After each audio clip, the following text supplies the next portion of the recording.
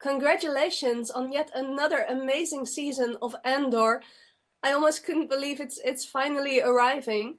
Um, Stellan, can I start with you first? Luthen is such a fascinating character, not a traditional hero, but a revolutionary. Do you see him more as a noble figure, or would you say he's a necessary evil in the fight against the Empire? I mean, it's more complicated than that. I can't say either or. He's a human being, and he has to make decisions that are horrible sometimes. And if he didn't, it wouldn't work. So I mean, he's in a difficult situation, and then he has Clea too. He has a responsibility to her. You don't know that yet when you start the second season, but he has a responsibility to her to do those things. But he's, I mean, I always like characters that where you don't know, because most people are not as transparent as you think they are. You always get surprised by people. That's the fun with them.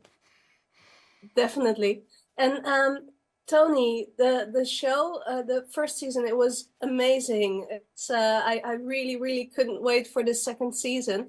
And you do such an incredible job, you and the team, of course, but at making the Empire feel genuinely terrifying. Even like when we're in a corporate boardroom meeting or in a field somewhere out there. How did you approach that systematic oppression, make it so visceral? Well, I've been reading history my whole life.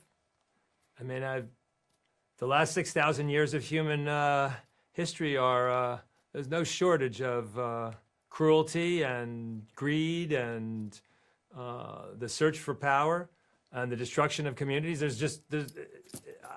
It's in my head. I think it's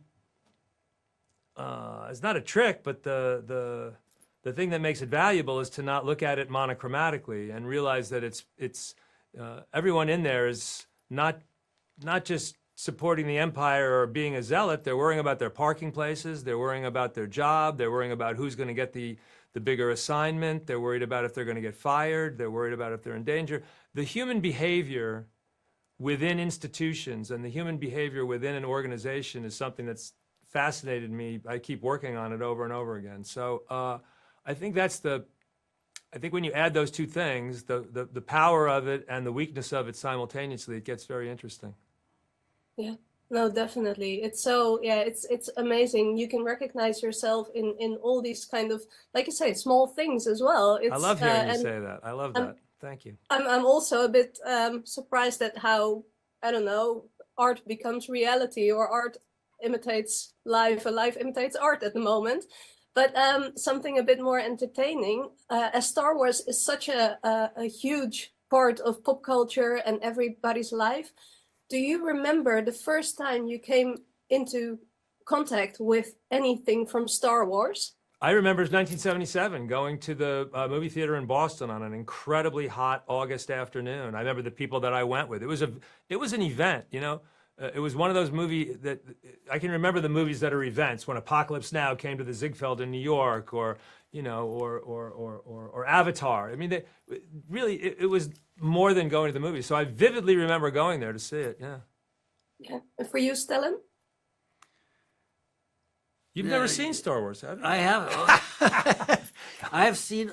I mean, I was 27 years old. I already had kids when it came out. Okay. So I was busy feeding them, and then those kids have grown up and become many kids, and they've all seen Star Wars, and I've been fed with Star Wars. So he's used Star Wars as a distraction so he could do his work and park the kids in front of the TV, basically. Well, I actually saw it.